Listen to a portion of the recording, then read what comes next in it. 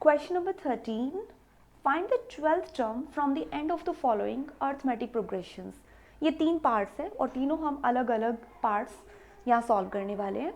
और first part में कहते हैं जो हमारी अर्थमेटिक प्रोग्रेशन है यानी कि जो AP की वैल्यू है वो है 3, 5, 7, 9 एंड टिल 201।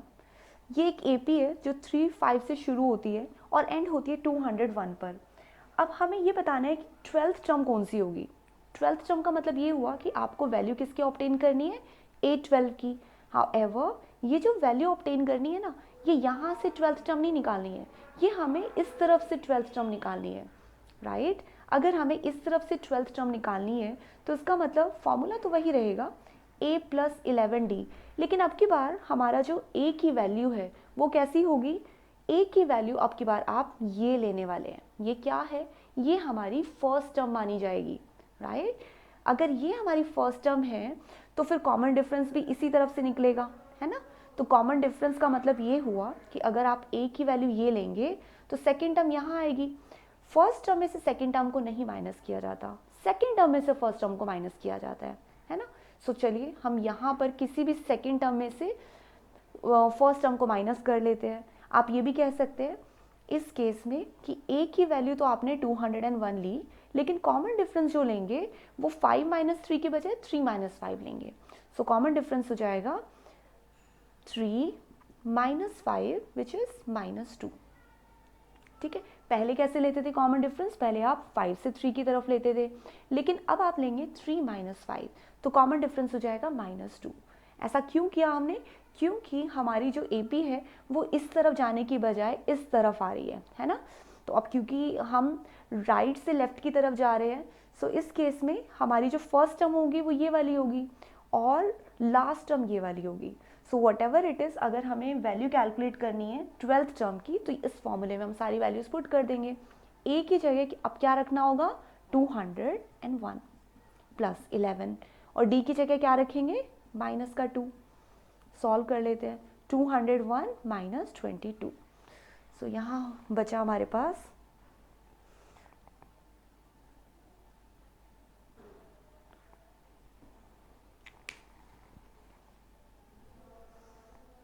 201 - 22 विच मीन्स हमारे पास बचा 179।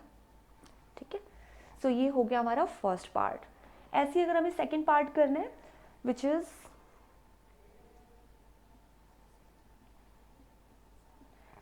3, 8, 13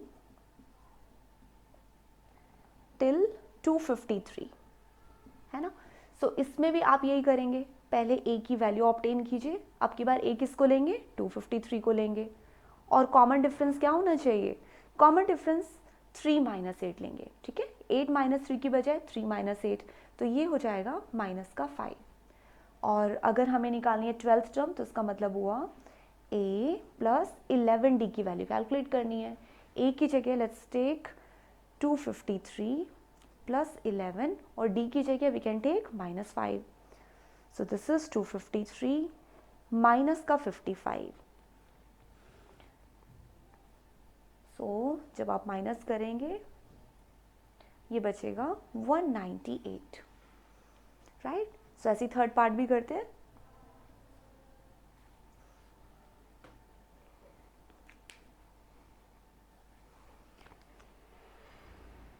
Third AP is given to be 1, 4, 7, 10 till 88। तो यहाँ पर A की वैल्यू क्या लेंगे, इस केस में हम A की वैल्यू 1 और D की वैल्यू बताइए जल्दी से, 1 - 4 विच इज़ -3, और सॉरी A की वैल्यू हमारी 88 है। ठीक है, तो A हो गया, D हो गया, और 12th टर्म निकालने के लिए हम कैलकुलेट कर रहे हैं A + 11D। A की जगह now we have to take 88 + 11 and instead of D let's take -3। So ये हुआ 88 - 33। So आंसर बचा 55।